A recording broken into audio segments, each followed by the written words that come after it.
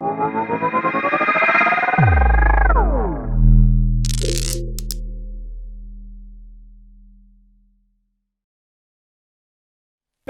And we are back. Coming up right now is a fireside chat with a special guest.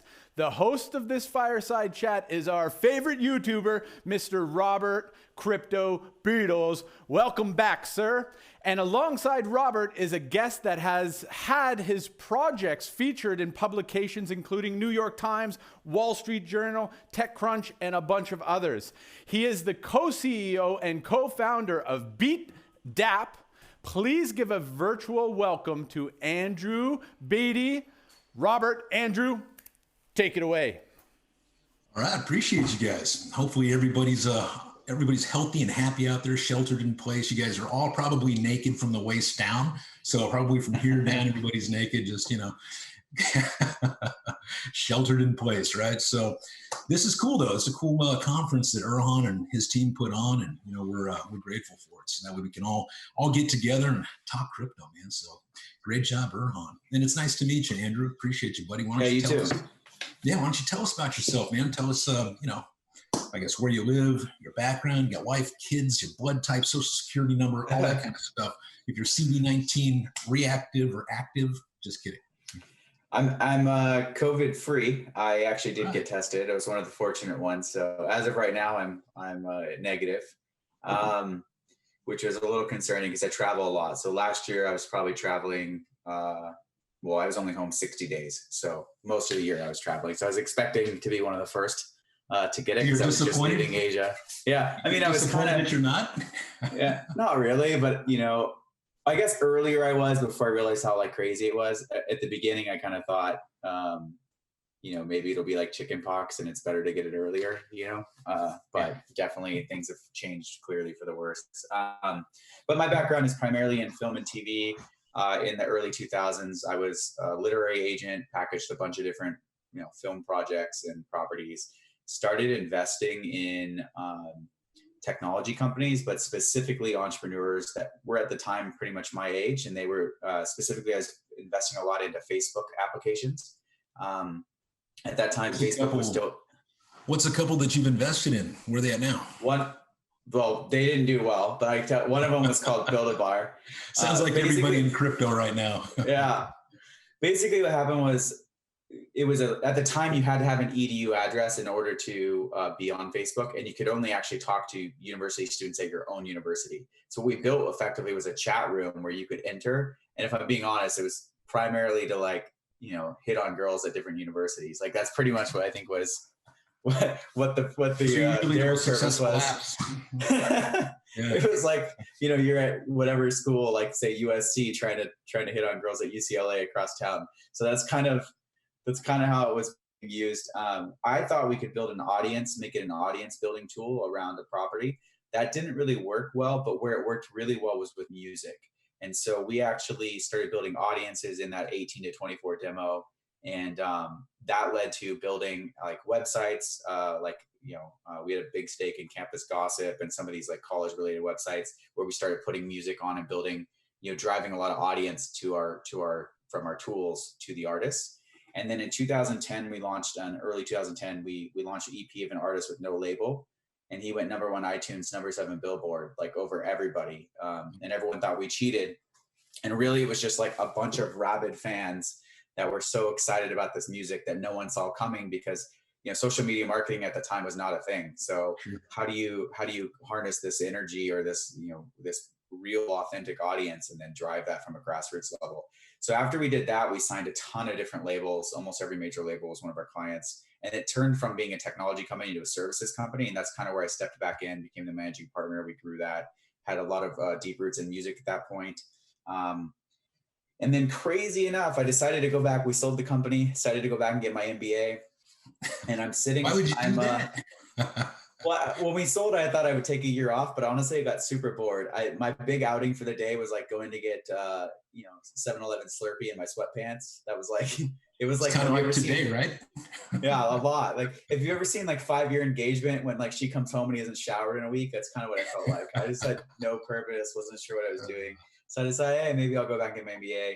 And randomly, when my neighbor above me was writing his thesis on Anonymous, and that's the first time that I had heard really about Bitcoin, and that was in 2011. And that's when I was like, "What is this?" He was using all his lab money and investing heavily, and I thought that was crazy. And I didn't understand it. Lab money, like Breaking Bad money, like that kind of lab. I wish, yeah. He was like a TA, just like working in the lab at the university, and like he was literally he would devote 75% of his paycheck to buying Bitcoin. And I just thought it was the craziest thing at the time. I was like, man, this kid's nuts. But I was like, if he believes in it that much, maybe I should start paying attention. And then obviously we went through the first wave where it kind of blew up in 2013 and then went back down again. And so I've been in and around the space, invested in some mining operations, and I've always been fascinated with it. So when I moved to Canada a couple of years ago, we started like a crypto trading club at work. And so some of the devs that were on our team started building like crypto trading bots, and we started building dApps.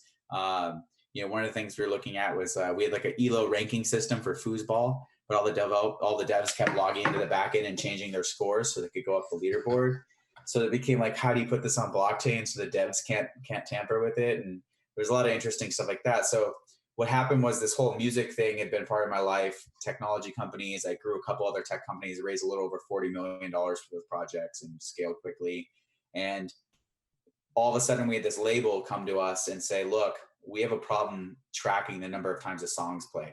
Like our issue is literally that it's self-reported. Imagine it being a $20 billion honor system. And these streaming services, they're not being malicious. They just haven't invested heavily in their reporting tools. And a lot of the reports, we do forensic audits, we being the labels. They'll go in and say, okay, what were the server logs? And do they match the report? So did Snoop Dogg have 100 million plays, or did he have 120 million plays? And why that matters is it's not that they get paid per play. They get a percentage of the overall pool of money that streaming company makes. So if the play count's wrong, they're not invoicing money. And so what that nets out to is around a $4 billion loss annually for the music industry. So, and they really believe blockchain would be the solution. They wanted a blockchain that could track the usage tracking. Like it's not that they cared less about rights management, but there was already 80, 100 companies trying to do like title of ownership and who owns what and automated smart contract payouts and stuff like that. What they needed was actually an auditing and usage tool that tracked the number of times something was streamed. And so that's where we focused. Yeah. Yeah, no, that sounds like a cool utility. I mean, what is the overall, I guess, money in, music? I understand you solve about a $4 billion problem. How big is the music industry, to put it into perspective for us? For streaming, with licensing and stuff, it's going to hit about 35 billion by 2030. It'll be 23 billion in the next 2 years. It's roughly nearing 20 billion now. Streaming is it's not just the aggregate number. So the aggregate number is slowly increasing, but streaming has cannibalized all of the different types of royalties, right? And so what used to happen is you'd sell CDs or vinyl or whatever, and you'd get your royalties on that. Now, while those are depleting, streaming has just taken off. And even now, like surprisingly with COVID, streaming numbers are down, but subscriptions are up. Like revenue is actually up. And it's primarily, I think, lost from, no one's playing, like you're losing the play counts of like commuting to work or playing it in your office or whatever. A lot of people have kids at home. They're probably not playing music in the background dealing with that. So just depends on that area. But then the money's still there. It's completely revitalized the music industry. Yeah. I mean, music industry in itself is kind of, it's a cutthroat industry. The money isn't there like it used to be in the past. I mean, in another life, I created a record label. And I did it for my wife's best friend's son. And I created these two bands and I got them on the radio. I kept them in the top 30 for a couple years, but I didn't make any money. I made like zero money. And what people don't understand is, you have to actually like pay to play. So not only are these musicians having to pay to go play, with these famous other artists, but then when it comes time to get paid for their music on the radio, it's become like peanuts, because back then it was because of, like iTunes, Spotify, stuff like this. So they're not selling as many CDs, and the music that they are selling, they're getting such a small fraction of. So what you're doing offers kind of an incentive, right? I mean, it's a big value proposition because it allows them to kind of pick up the crumbs all over the place. And it sounds like it could add to 10% more revenue for the music industry. Is there anybody else doing what you're doing right now? There really isn't. I think the offline substitute is, there's two ways people attack it. Either they try to own the whole ecosystem. So they say, let's cut out labels, let's cut out streaming services. So you might have a blockchain enabled provider where you as the artist upload your music, and then they deliver the music. So they have their own streaming, and then they automate payouts and whatever. The problem with that is at least the way I see it, is that 80% of music royalties, roughly speaking, are paid out to historical catalogs 2 years or older. So if you're a new company coming into this market, you basically have to outlast all of these labels for almost a decade. And I don't know very many startups that have like 10 years worth of runway. So what ends up happening is they get some early traction. The market size isn't really large enough for venture companies or venture-backed people or investors. And so unless they become profitable early or can sustain it, it's very difficult for them to make it. And a lot of them end up failing.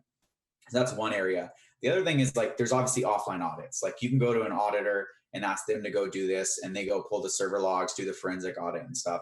We still don't audit for money. Like we're not tracking their revenue sources. We're just tracking play count subscribers, which are two big components of an overall audit. So we view ourselves not necessarily as competitive with those players, because when you go and talk to these accounting firms, they don't like doing the data side of this. Like they would much rather track the money. They're not engineers. And so from their viewpoint, they'd rather just have a solution that tells them the number so they can do all the rest of their job. And so we think we're a complementary service to them, but that would be more the substitute, is like offline audits, which cost, anywhere between $50,000 and $300,000 to execute. And there's no guarantee if you're labeled that you'll get that money back. So with 600 streaming services globally now, like how do you pony up that amount of money to keep auditing everybody? Yeah. So with BeatDapp, does it also monitor things like these digital jukeboxes that they have? Some of these restaurants, some of these clubs. Does it also monitor like YouTube and maybe some of the other streaming services out there, like a Vimeo, things like that, BitChute? Are you able to track all that stuff as well?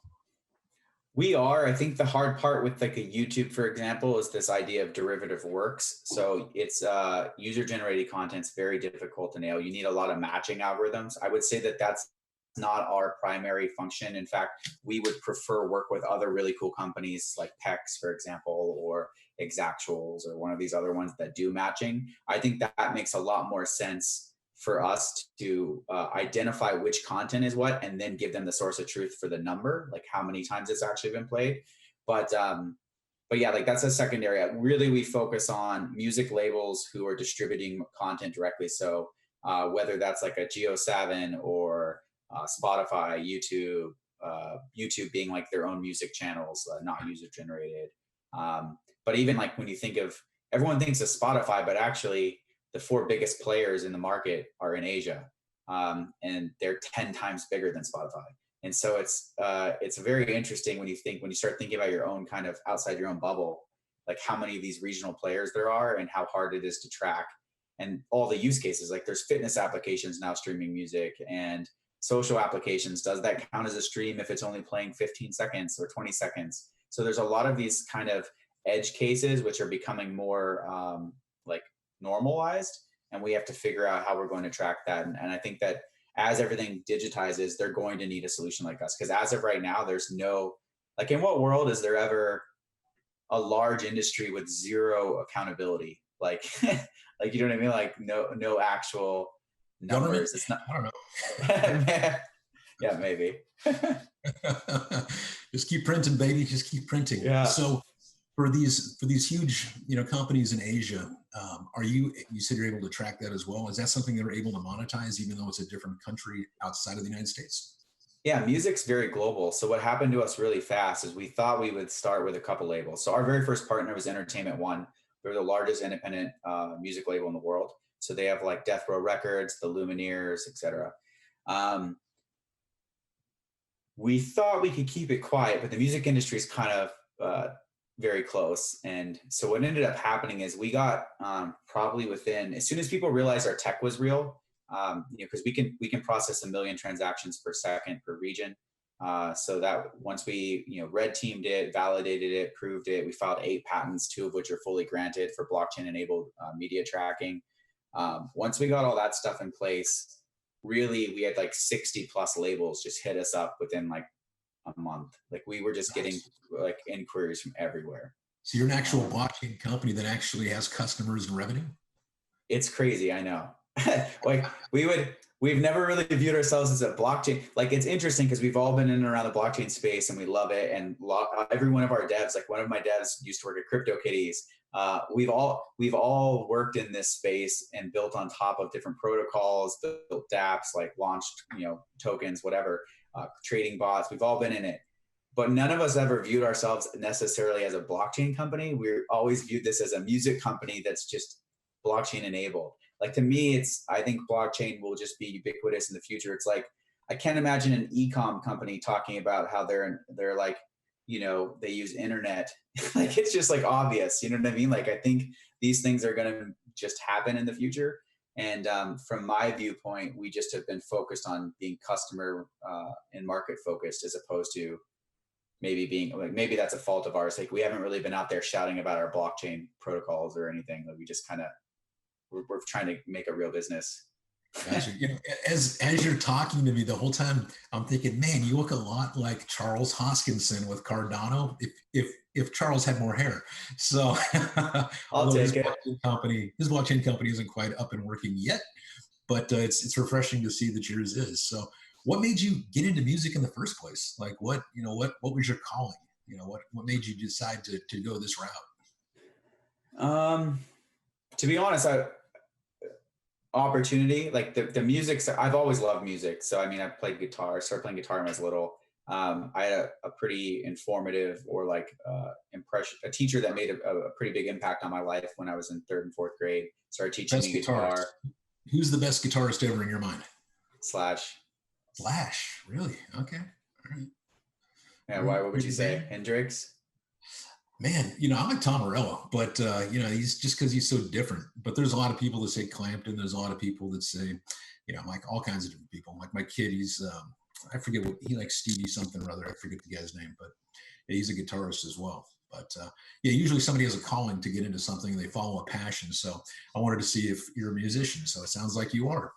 I wouldn't say I'm great. I mean, I was in a pretty shitty band. We thought we were cool. We were called Napkin. Napkin. There to clean up the mess. That should have been our slogan. Yeah, no, we were more making messes. Our music was crap, but it was really fun. And I think that just inspired. I've always loved music, and then I got into the entertainment side, obviously, and then just in terms of packaging, film, TV stuff. I think that I've always wanted to be in music. I just was never a musician, like a real like I couldn't make it as a musician. And honestly, like my experience in dealing with artists was very difficult. Artists can be a handful. There's a lot of, crazy stories that everyone probably has to deal with them. But especially when they get a little bit of fame. Like I took they go crazy. A basement, put them from a basement, had them on stage with some of the largest, bands in the world. And they just suddenly forgot who I was. Exactly. Like, I won't say who, but I remember being at spring break for MTV and we lost an artist and we're like, where is this kid? And he was upstairs on a see-through floor doing cocaine with the Prince. And I was just like, everyone's taking pictures from below and just trying to risk mitigate that can be difficult, So it's like, there's a lot of growing that you have to do when you hit that kind of fame really early, I think. And it's difficult. You can't everyone around you is a yes man. Everyone around you is trying to like ride the coattails up or be around you. And I think it's very difficult to, especially at a young age, navigate who's actually there to help you and who has your best interest at heart. And it's just hard. It swallows a lot of people whole. So I think dealing with artists is hard. And that's like kind of why I steered clear. And I had a lot of cool opportunities in technology. And honestly, all the things I learned about growth hacking for artists and building artists came and were useful for consumer products and business products. So it was almost interesting because I feel like I learned so much building this agency for artists, and all of those growth hacking techniques worked very well for businesses. And as sort of growth started becoming its own industry and taking off, there was a lot of opportunities for me there to help grow tech companies. And now I just feel like this is the perfect kind of aggregation of all of my skill sets I've learned over the years, you know, the hacking components, the building product, the music relationships, because all the assistants, like I was friends with all the assistants back then. Like when you're a young agent, like you're not at the top, like you're somewhere in the bottom middle. And fast forward 15 years, suddenly these assistants are like SVPs places and stuff. It's kind of crazy, but those genuine relationships you build with people early, especially in an industry, they have a way of kind of coming back around, I think, you know, later in life. And so it's one of the reasons why they always say never burn bridges, because you never know when you're going to be passing somebody up on the way up or on the way down, and you might need them, right? But it's pretty incredible, like what you're talking about. You found a system that worked from a different industry, and then you plug in another industry into it, cookie cutter, and guess what? It works because you already found a system that works, and you just plugged a new approach into it, and here you are, right? For sure. So, yeah. Awesome. You have any other hidden talents or skills? Anything that the world doesn't know? It sounds like you were a guitarist, but what else do you got?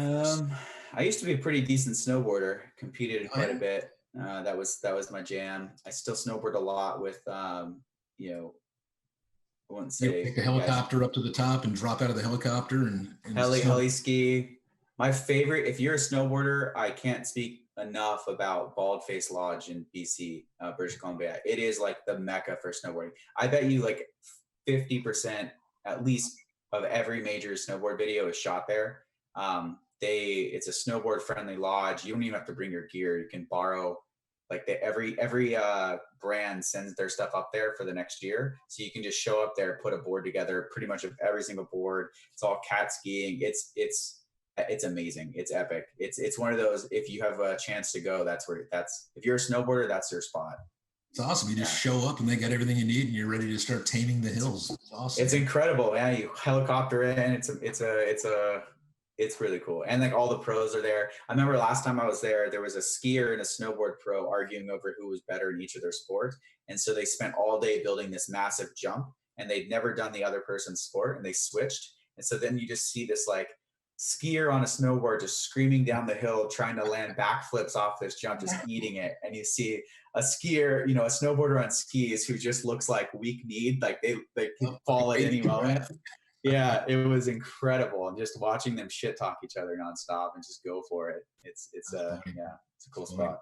What's a skill or talent you wish you had that you don't? I wish I was a good runner. I'm like not built for running. Why not? Why not start?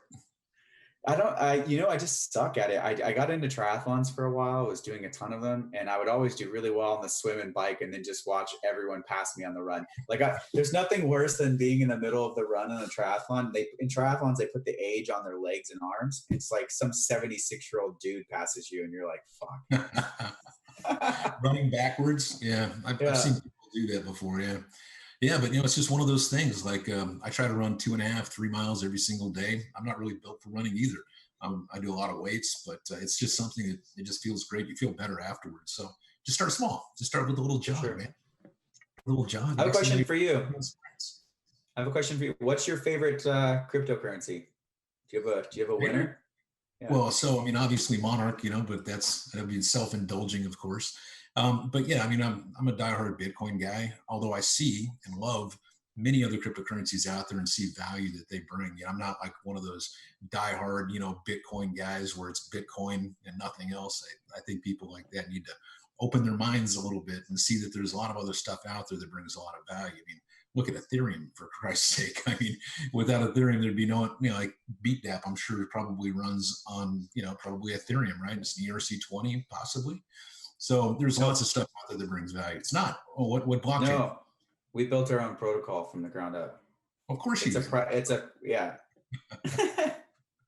It's not, the reason being it's not fast enough. We needed to be able to process 1 million transactions per second. And really the only way you can do that is with like a private permission blockchain. So we went that route instead. We wanted to build on top of something else. There just wasn't something there at the time, back in 2017 when we started. So we kind of went our own direction and built from there. All right. I think we got a couple minutes before they kick us off. So let's see here. What would be a good one for you?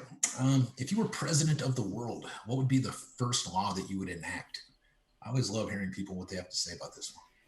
You need to make it quick, Andrew, because we need to continue the show. I'd make it, my first law I would enact was I'd get rid of all laws about drugs. Just let them go. Just let all decriminalize it all. All you need to do is come to Amsterdam, Andrew. This is where it's all going down. I love it. Hey, listen, Andrew, Robert, thank you very, very much for joining us. I let you guys go to the exact last second because I was enjoying the interaction. Amazing interview. Very, very fun fireside. Thanks for being with us. Andrew, Robert, thanks so much. Thanks for having me. Rock and roll. Okay, the party continues. It's ongoing. It's never going to stop. That's how it feels, but that's okay because it's pretty awesome. We'll take a short break and we'll be back right after this.